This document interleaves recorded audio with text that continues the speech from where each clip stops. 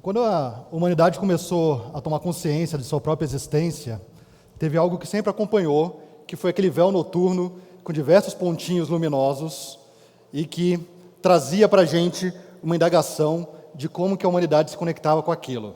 Foram em torno de 70 mil anos de histórias criadas, narrativas contadas, para a gente conseguir se aproximar dessa imensidão que habita sobre nossas cabeças, e não faz mais do que 70 anos que, de fato, conseguimos concretizar a ideia de criar tecnologias para ir até o espaço. A pergunta que eu faço para vocês é: quem aqui nunca sonhou, de fato, em poder habitar, trabalhar ou apenas tocar o espaço? E hoje eu venho contar essa história para vocês, de como a gente vem revolucionando essa interação da humanidade com o espaço e como a minha vida, de certa forma, está ligada a isso. Então, eu, já respondendo a pergunta, sonhei com isso, e quando eu tinha 6 anos de idade, tive sorte dos meus pais me levarem para conhecer o Cabo Canaveral, na Flórida, centro de lançamento da NASA. Voltei com 10 anos e lá comecei a sentir aquele chamado que um dia realmente eu queria trabalhar com o espaço. Eu cresci na década de 80, era uma década recheada de sessão da tarde de pipoca falando sobre espaço, e aquilo nunca passou na minha vida. Eu acho que eu nunca amadureci ao ponto de querer fazer outra coisa na minha vida que não fosse trabalhar no espaço. E isso acabou culminando eu me formar como engenheiro espacial e, em 2014, ajudar uma equipe a pousar uma sonda em um cometa. Foi a primeira vez que a humanidade fez isso, e eu, com muito orgulho, digo que eu fui o único brasileiro a participar disso, mas, ao mesmo tempo, me questionar por que não temos mais brasileiros participando desse tipo de empreitadas. Resolvi voltar para o Brasil, comecei algo, diria, muito ambicioso, que é fazer uma sonda brasileira para mandar para a Lua. Com conexão com a cidade de São Carlos, a gente fez um anúncio formalizado da missão Garateia, que é essa missão que vai até a Lua em 2022, aqui na cidade de São Carlos. E a última foto demonstra eu já ano passado, junto com a minha esposa, no mesmo lugar, no Cabo Canaveral, lançando a minha própria carga para o espaço. Então, hoje em dia, eu tenho uma história para contar dentro da área espacial, e isso permitiu eu vislumbrar uma economia, uma oportunidade que vai muito além dessa que a gente está acostumado a escutar, e é o tal do New Space, que eu vim falar para vocês um pouquinho sobre isso hoje. Então, eu quero começar essa apresentação trazendo alguns dados interessantes. Primeiro, eu queria falar para vocês de um isótopo do hélio, que é o hélio 3, e esse isótopo me permite criar energia através dele, fazer fusão nuclear, mas, infelizmente, eu não tenho ele naturalmente no planeta Terra, não consigo utilizar ele de maneira natural aqui, eu só consigo fabricar ele, é muito custoso fabricar. Mas eu tenho em abundância no sistema solar esse elemento. Então, a superfície da Lua, por exemplo, está recheado de gás hélio 3, do isótopo do hélio 3, e Júpiter tem 20% da constituição da sua atmosfera de hélio 3. Então, a gente tem uma abundância energética muito grande na Lua e em outros lugares do sistema solar. E só para vocês terem uma ideia, eu trouxe aqui alguns dados para a gente comparar. Se eu pegar todo o hélio 3 que existe na superfície lunar e trouxer isso para a Terra, eu tenho 250 anos de energia limpa para ser utilizada aqui no nosso planeta. Essa economia, a cada ano, geraria em torno de $1 trilhão por ano de economia energética para o nosso planeta. Então, você já vê um grande potencial ainda não explorado. Indo um pouquinho além da Lua, falando um pouquinho dos asteroides, a gente tem asteroides, como o caso aí do 16 Psyche, que ele sozinho tem 10 quatrilhões de dólares de metais valiosos embutidos nele. Se você pegar todo o cinturão de asteroides que existe entre Marte e Júpiter e dividir esses metais valiosos para cada ser humano que existe vivo hoje em dia, daria em torno de 100 bilhões de dólares por pessoa viva na Terra. Esse potencial existe, é um fato ainda não alcançado, mas temos diversas empresas agora ao redor do mundo começando a pesquisar meios de acessar essa economia. O interessante é que eu não consigo estimar para vocês, eu não quero fazer aqui um exercício de futurologia, em quanto tempo a gente vai alcançar isso. Talvez seja 10, 50, 100, ou talvez a gente nunca consiga, de fato, minerar asteroides ou coletar hélio 3 na Lua, em Júpiter ou em Saturno. Mas a ideia que isso existe impulsiona uma grande economia nessa direção de que a gente pode chegar lá e fazer esse tipo de coisa acontecer. Mas a história da conquista espacial passou longe disso, a gente não tinha essa percepção até pouco tempo. E aí, contando um pouquinho da história de como a exploração espacial de fato começou, ela começou aqui numa disputa de geopolítica, onde tínhamos Rússia e Estados Unidos competindo para ver quem poderia alcançar primeiro o espaço. Então, durante quase 60 anos, a busca que a gente tinha era a busca de tocar o espaço e provar para os outros que a gente era capaz de tocar primeiro. Isso, obviamente, funcionou por bastante tempo, mas demandou um dispêndio muito grande de dinheiro para conseguir fazer esse toque no espaço. E também acabou criando, de certa forma, algumas situações, como é o caso aqui do Buran. Para quem não conhece, apresento aqui o ônibus espacial russo, que a Rússia investiu bilhões e bilhões de dólares na época para voar oficialmente apenas uma vez com esse lançador. Por quê? Porque era um projeto tão elaborado, tecnologicamente falando, que tornou inviável, economicamente falando, de se colocar em prática.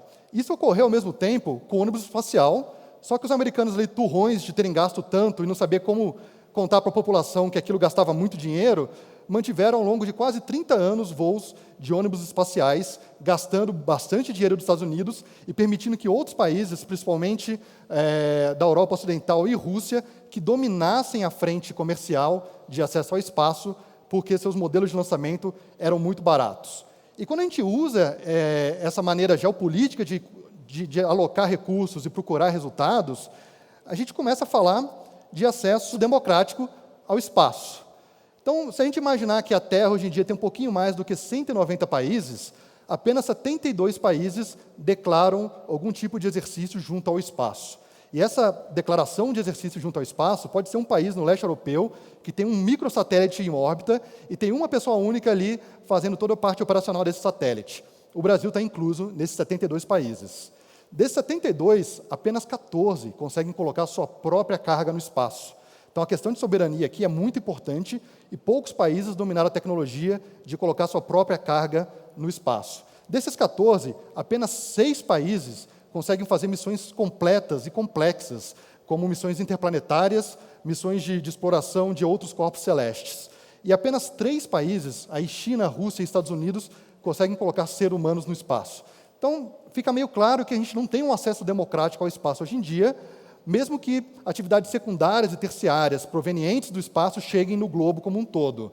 Mas a maior parte dos países não consegue decidir como querem fazer uso do espaço que está sobre a nossa própria cabeça. Então, isso tem que ser mudado, né, e isso novos países buscam dentro de novos modelos de negócio.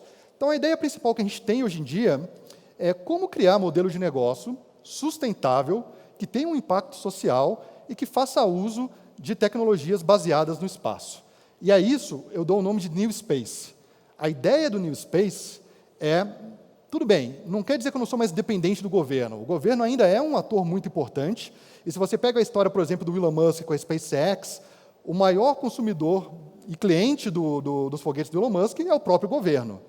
Mas o Elon Musk nunca perguntou para o governo americano se ele queria que fizesse um foguete que decolasse e pousasse na vertical. Aquilo foi algo que preencheu um modelo de negócio novo, que se tornou sustentável. E a partir dessa inovação gerada e com muita coragem, através de um investimento próprio do próprio Elon Musk, mais de 1.000 empresas hoje em dia criam seus próprios modelos de negócio junto ao espaço, ao que chamam elas de New Space. Então, vocês lembram que eu comecei a palestra falando da ideia que os países queriam tocar o espaço.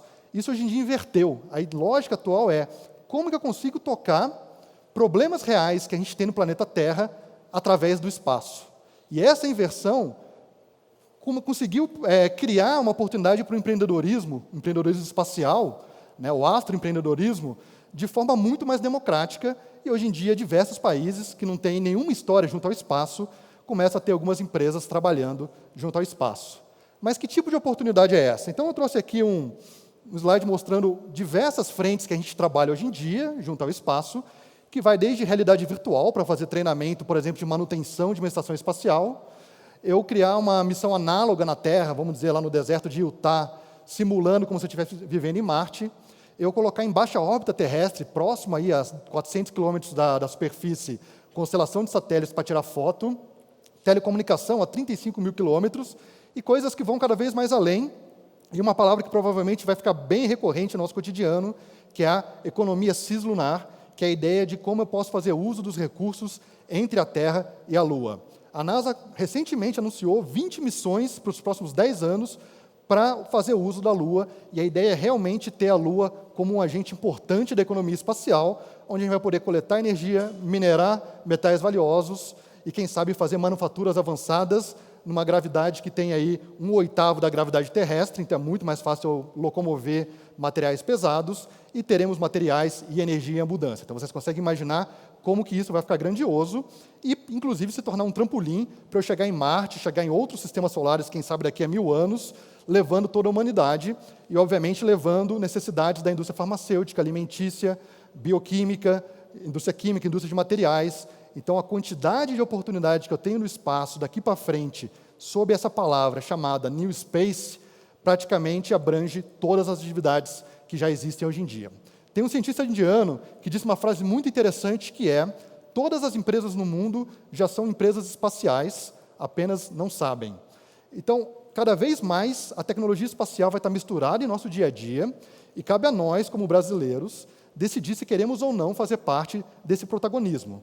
Então, o primeiro desafio que eu deixo para vocês é a ideia de que rocket science não é tão difícil quanto as pessoas imaginam, né? A gente costuma falar que isso não é para mim, isso é para coisa de cientistas de foguetes.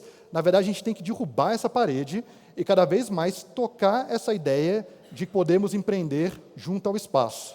O Brasil, por exemplo, um país aí em tamanhos continentais, poderia ser um grande supplier, né? Suprir o mundo com atividades de serviços, de inteligência artificial para melhorar dados espaciais, gerar novos produtos para mineração desde o espaço, coisas que a gente já faz, melhorar plantio desde o espaço, coisas que a gente já sabe fazer muito bem na Terra. Então, a gente tem várias aptidões. A questão é a gente acreditar que a gente pode romper essa barreira, que é ter o acesso ao espaço, e cada vez mais jovens empreendedores terem a certeza que podem atuar em algo, numa economia que vai crescer não exponencial, mas muito além disso. Então, a ideia é sempre se questionar se queremos ser atores ou apenas telespectadores dessa nova vertente, dessa economia que vai atingir o mundo agora para as próximas décadas. E aí eu deixo como um gatilho inicial a ideia da base de Alcântara, que é um assunto que está muito em voga agora, comentado. A gente tem, de fato, a melhor base em questão de posicionamento no mundo.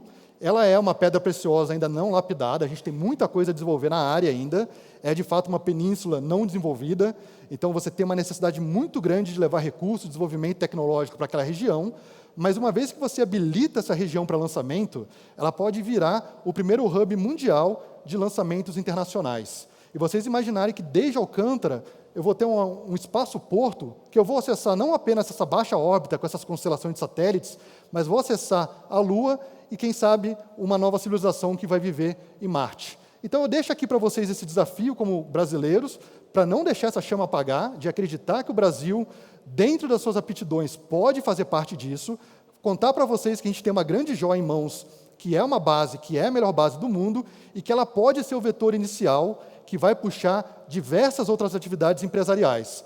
Deixar ainda o desafio que aqui São Carlos, por ser uma cidade altamente ligada à tecnologia e que grande formação de grandes pessoas, pode se transformar também num polo que vai prestar serviços e desenvolvimento tecnológico. Eu não acho que dentro do Novo Lab a gente vai fazer um Falcon 9 ou um Falcon Heavy aqui dentro, porque não tem nem espaço para isso. Mas eu posso fazer uma startup que eu vou usar uma inteligência artificial e melhorar o entendimento de dados que vão ajudar a agricultura no Brasil, por exemplo. Essa é a minha palestra para vocês. Obrigado. É isso.